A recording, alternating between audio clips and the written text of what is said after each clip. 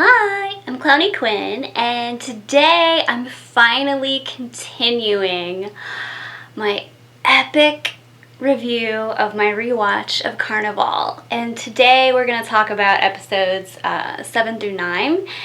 And I want to apologize for taking so long with this one because I did the first 6 episodes around this time last year and I just kind of avoided it. I think it was just because I didn't really like how I did it the last time. So I think I'm gonna make these a bit smaller. Like, I'm gonna talk about less episodes so I can ultimately talk about the episodes a bit more, because I really do love this show so much. And I think when I made the first video, I was like really anxious because I kept seeing how long the video was and I had so much stuff I needed to cover. So I'm just gonna make them short, like, less episodes, so I can talk about the episodes a bit more. Right now, this show, Carnivale, it's an HBO show and it's available on HBO streaming or on demand or whatever. This would be a really great time if you want to watch it. I mean, if you can, of course. So let's see where we left off. They had just left Babylon. A lot of tragic stuff happened. Brother Justin's had left because there was the fire, and the Carnies were leaving Babylon after Dora Mae, one of the dancer girls, was killed by the ghost people in Babylon, and it was really scary. If you're not really sure, just go back and watch the last episode. It was Carnivale 1 through 6. So. Awesome. So we're going to talk about episode 7, which is called The River. And the reporter who had, his name was Tommy, who had talked to Brother Justin on the road and had shared his story over the radio, seeks out Iris, Justin's sister, because he wants to try to find Brother Justin. And they also find out that a lot of people that heard the story about the fire that killed the orphans, their people are sending them money, and because they want to help. They want to help rebuild the church. They want to help, Justin feel, have more faith, renewed faith. And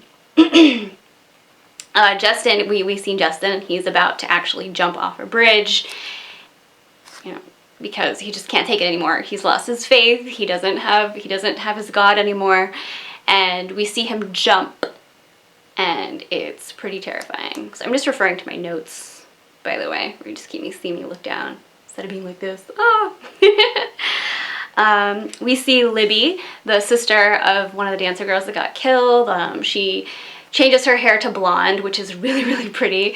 And I think this is kind of when her mother, Rita Sue, starts to get kind of jealous of her. Like, this jealousy starts happening. And it's uncomfortable. Her and the husband, Stumpy, they want to leave. They can't handle being around the Carnivale anymore because they miss Dora Mae so much. And Stumpy kind of starts drinking a lot more, and he's just like, yes, we'll leave. We'll go to California because this is Libby's dream. And Sophie, the fortune teller girl, her and Libby have gotten a lot closer, and they're kind of low-key flirting a little bit. So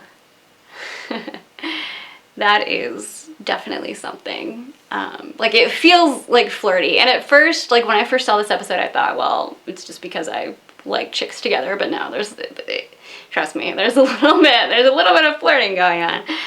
And so Ben, who is our main character, he's the healer, and he's trying to run away from his responsibilities and his obligations to him, is what it feels like. And the snake charmer Ruthie needs his help to get another snake, and she's being really nice to him, and he really appreciates that because he feels just really all alone, in the world with his power and everything.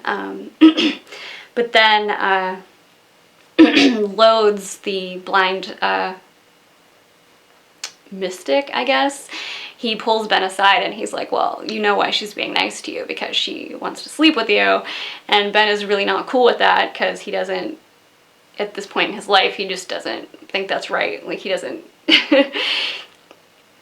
he feels hurt and betrayed. So he confronts Ruthie about it, and he's just like, I heard that you just go to bed with everybody. And she was like, how dare you say that? And so then her son, which is a strong man, get into a fight with Ben, and the strong man's arm gets broken.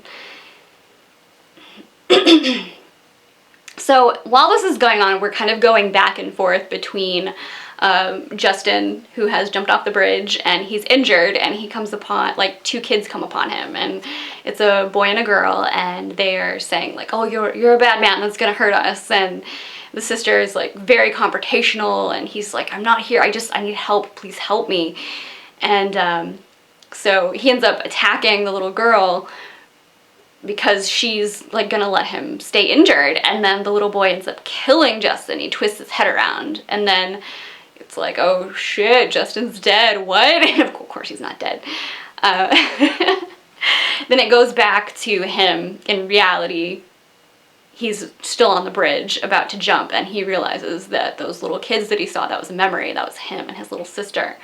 And he realizes that he was the one that killed that guy, like, with his mind, basically. And it makes him realize that his power that he had of being able to show people's darkest sins, like, maybe that wasn't such a good power that he had, because the whole time he thought that he was like a servant of God in a good way, but now he's starting to realize that maybe it wasn't so good.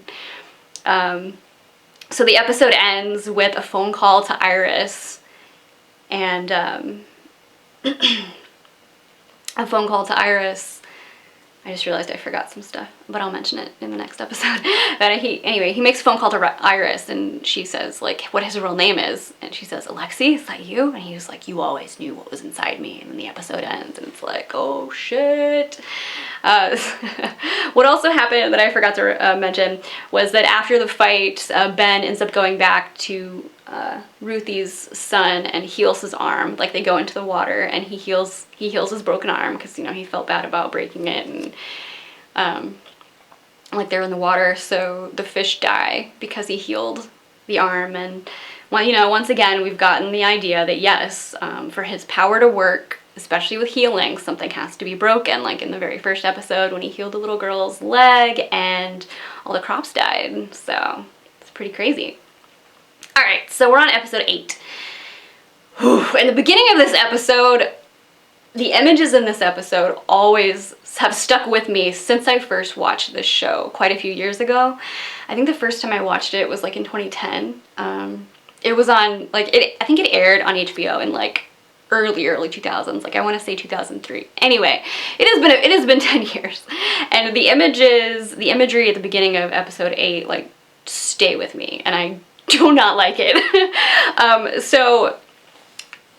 ends up being a flashback, but it's a scene during World War I, and we're back with like that Russian guy that we've kind of been seeing a little bit, and during Ben's like visions, and he's in what seems to be like a hospital tent, and he's like, you kind of just see his head, and there's like a big, because he's, and his arm kind of pops out, and then he moves the blanket, and like his leg, both legs, and his arms are gone, and he's just like, he's like, my legs, you know, he's like screaming, and then it flashes to Ben waking up, and then Ben takes the blanket off of himself, and then his limbs are gone, and then you see Brother Justin just kind of staring, like looking at him. Oh, it's so scary. I hate it. It's awful. But so that happened. It's like, all right, we're awake now. Episode 8. Holy crap, you have our attention. So then Ben wakes up for real, and you see that Lodes, the blind seer, has been like spying on his dreams, so he knows that his suspicions are confirmed that Ben like is still like suffering and having these terrible powers.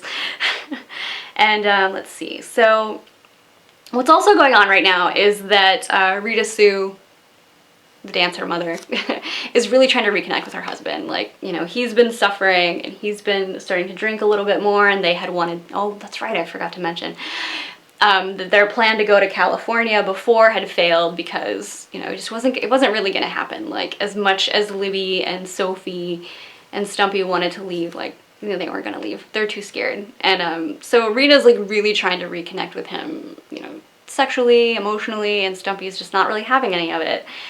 And because he's too depressed. He's too depressed over the daughter. He's too depressed over the way Like, just the life has been sucked out of the carnival, really, after Babylon. So they're not reconnecting. And then Sophie is trying to also so this episode has a lot of reconnection happening. Sophie's trying to reconnect with Jonesy, who is the crippled, one of the roustabouts, one of the guys that helps like set up the carnival and stuff. And you know, because they used to be closer, and you know, time goes by, things change, and they end up getting into an argument because she said, like, they're kind of playing baseball, tossing it back and forth, and she mentions that her mother, who's the fortune teller that's catatonic but speaks to Sophie through her mind, she really doesn't like Libby because, like, they're, you know, having their friendship. And then Jonesy's like, well, you know, you weren't really good friends with her before, so now all of a sudden it's different. And she's just like, well, that's not fair. Like, you think she's carnival trash just because she's a dancer? And he was like, well, you've said that before. And then, so it's just like, you know, like miscommunication. And so they end up leaving off. And then Jonesy ends up stumbling upon Stumpy, and Stumpy kind of suggests that Jonesy and Rita Sue should hook up one, so Stumpy doesn't have to deal with her being like, let's reconnect. And then like, Jonesy's clearly aggravated about all the stuff with Sophie, and at first they're just like, that's really weird, like, why would you do that? Let's see, so where was I? My notes. Oh, right, so Samson, the little guy that runs the circus, wow, carnival, he's not management, but he wants, he tells Ben to go, and because there was word about a new like freak for their you know, the shows. It's ends up being a lobster girl, and so he goes off to go and try to get her involved in the show. And he ends up getting kind of sent on a wild goose chase because somebody else, from a rival carnival, sends him the wrong way. And so there's a little bit of back and forth, like, why'd you do that? And Ben ends up, like, the guy's like, come on, you know, it's all fun and games between carnival folks. He goes to shake his hand, and he has this, like, really strange ring on his finger. And when Ben goes to shake it, he gets a vision of, like, I guess that's supposed to be the Knights of Templar kind of thing, or the Freemasons, or something, like something bizarre, and just more war and torture and violence. And so Ben just kind of freaks out, and he goes back and he keeps the guy's ring, like, just because he's so disoriented, and so the guy ends up following him, and they meet back up at the carnival. Let's see, where are we now? Sorry, I got a little ahead of myself. Yeah, a lot happens in this episode. Let's see, so it goes back to Justin, and he has been, because he was going to jump off the bridge, which he didn't because he had that vision, but he was going to jump, and he had called Iris, because he was going to commit suicide. He's been taken to an asylum, and, like, you see him get put into an ice bath, and because those really help, and getting like, injected through his mouth with all this crazy stuff, because, like, the 30s, I'm sure they knew so much about health, mental health back then. And he's confronted with one of the doctors, and they're just like, you know, why did you do this? And he was like, well, I'm the left hand of God. And he's kind of coming into his own power while he's here in the asylum. And he's just realizing, like, what his true purpose is. Like, we don't quite know yet, but he's learning, and it is scary. Let's see, what else? Sorry, a lot of stuff happens. A lot of stuff.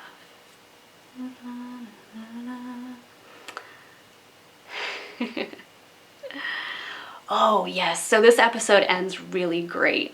Really disturbing. So Samson starts to go into the trailer of management, and at this point we have not seen management. We haven't heard anything. Like, you know, there was a little bit of the thought that maybe it's not real, like maybe Samson is just pulling all the strings. But he goes into the trailer and he sees that Loads is in there and he's talking to someone, and Loads is kind of like having a little chuckle, like they're telling jokes. And like Samson goes to go in, and then you hear a voice that says, "Samson, leave us." And it's, ooh, like chills, freaking chills, like goosebumps. And then the episode ends with Samson leaving the trailer, and so you realize that, holy crap, management is real. Something very like spooky is going on. All right, yes, so lots and lots of stuff happened. All right, so episode 9 is called Insomnia. And a lot of it has to do with Ben, who has decided to stop sleeping because he does not want to have any more of these terrifying dreams and visions, because he's sick of it. He's sick of the terrifying World War I dreams. He's terrified of like the visions that he gets when he touches things and people. Like he's over it. Okay, so this one, it's gonna start to get pretty messed up, even more so. This one, just so be prepared when you're watching. Sophie is hearing screaming coming from the trailer, like that her and her mother live in, and her mother's catatonic, so it's like, why is there screaming? What's going on? So she's like freaked out, and she goes in and she sees like her mother being violently raped, and it is not easy to watch. Like it's rough. Like they don't pull any punches with what happened to her, and Sophie realizes that was her father. Because this whole time, like, her mother has said that, oh, your father left, your father left me and left us. And she realized, oh no, like that's not really what happened, because after the rape was when her mother went catatonic. So I guess we were safe to assume that she was like that the entire time she was pregnant with Sophie. Like, I don't know, it's just very upsetting and disturbing. And the woman who plays Sophie's mother, I can't pronounce the woman's name, not the like actress, but the character name. The stuff that she conveys just through her face and like the looks of anguish is just amazing, and she does a really great job of making you feel deeply uncomfortable. So as it continues on, the Carnival's not doing well. Like, just ever since Babylon, everything's kind of been terrible. Like, they've mentioned that people are leaving the show, like the workers, some of the talent is leaving. Just everybody's just kind of really disheartened. So Samson decides that they're going to kind of do like rip-off shows. Like they do a silly thing where, like, I actually kind of love this joke, of course. It's called the man-eating chicken. They act like, oh, there's a terrifying chicken that eats people, and then like the big people pay the money to see it, and they get all excited, and it's just a guy eating chicken, and everybody's like, oh, this is bullshit, and they're like, well, you can tell your friends about it, and they'll have to pay too, and it's, it makes people happy. So, it's just, it does help. Like the rip-off jokes and shows help them. Like, yeah, it's like, okay, this doesn't really sound like great people here, but it's fun. Whatever. Come on. During this time, Samson also, confronts Ben about the ring that that one guy freaked out about so much. Like, he's like, what did you see when you touched that? And he's like, because I have something else. And he has a similar trinket. It's not a ring, but it has like the same symbol that ring had on it, and on the back it has HS, which stands for Henry Scudder, which we learned in this episode that yes, that is Ben's father, and he used to work at the Carnival, and Samson wants to know what Ben saw when he touched the ring, and Ben just he's done. He doesn't want to talk about anything. He doesn't, and Samson's like, you have to trust somebody. You're either going to trust me or you're going to trust Loads, and Loads is not a good person to trust. And Ben is he's trying to push it away. He doesn't want to deal with it. So then we go back and forth between the reporter, Tommy, talking to Iris, and he wants to have Iris on the radio because maybe her voice will help Justin come back from wherever he is. And if we remember from the last episode, he is still in the asylum, and Tommy ends up making a pass at Iris, and she's just like, no way. No way. Let's see. I think I might have missed some. Oh, yes. The stuff with Jonesy and Rita Sue, like, they ended up getting together, and they really enjoyed that time they spent together. And Stumpy, like, you know, he's just like, oh, how did it go? And it's like, I don't really want to talk about this with you. Like, it's really uncomfortable. But, you know, secretly really enjoyed it. Like, they're very much enjoying each other's time together. And but Stumpy tells Rita, he's like, I don't really want this to happen again. Like, got it out of your system. It was just, you know, just another another client, but this needs to not happen again. And you know, they decide that it won't happen again. So they say. Let's see.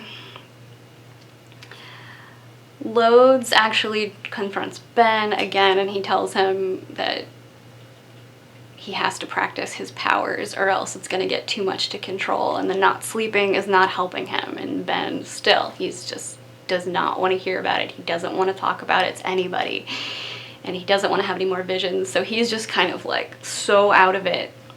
He can't handle just talking to anybody. Let's see.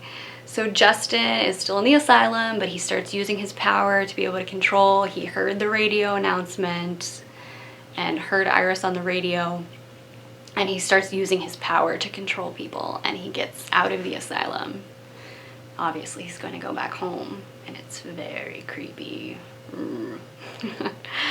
Let's see. Sophie is trying to reconnect with Jonesy again. And this makes him really happy because, yeah, he had a fun time with Rita Sue, but he doesn't really want to have a relationship with her, and he wants to have a relationship with Sophie. And to help Libby and Rita Sue out with their, like, dancing show, Sophie had actually tried to, you know, help promote, you know, business with them and try to, like, dress up like, you know, ooh, cute, sexy girl.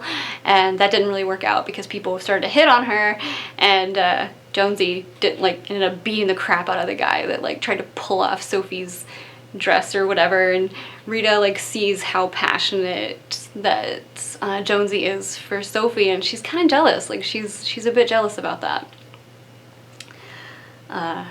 So Jonesy decides that he really wants to try to have the relationship with Sophie, and he confronts Rita Sue, and he's like, you know, this can't happen again. Like, we had a really great time together, but she's like, yeah, I agree, we can't. And they go to say goodbye, and they start smooching, and stuff happens. So obviously that's not gonna work out. It's not gonna work. Sophie ends up confiding in Samson. Samson finds her, and he's like, what are you doing outside? It's late. And she tells Samson what her mother showed her through the vision about how she got, you know, raped and everything, and how Sophie is starting to be able to see, like, the past and present and glimpses of a possible future the way her mother is, and she thinks her mother's going insane, and she's kind of worried that it's gonna happen with her too. So yeah, this episode, the last couple episodes are pretty dark. It's gonna get darker. And this episode ends with Ben, like, lying down, like he's gonna go to sleep, but he doesn't. Like, he stays awake because of the insomnia. I think it was gonna about wrap this episode up. It's still kind of a longer one, but I really hope you guys do end up watching this show, especially, like, right now. If you're able to, and you're trying to find a good show to watch, definitely HBO on demand or HBO streaming. I don't know what the deal is. I have the episodes myself, so I don't know. But I do know it is available streaming, and you could watch along. That'd be really cool. You know, I really wish I had watched this show when it first came out, but at the same time, I'm really glad I kind of found it when I did. It makes me nostalgic for my Ren Fair days. yeah, if you guys give it a watch, let me know. Let me know in the comments how you're enjoying the show. It's called Carnivale. It's awesome. And yeah, I'll finish out season 1 the next episode. It is not gonna take me a whole year, I hope, to finish it. But thanks for waiting. Thanks for being patient on it. All right, I'll see you next time. Bye.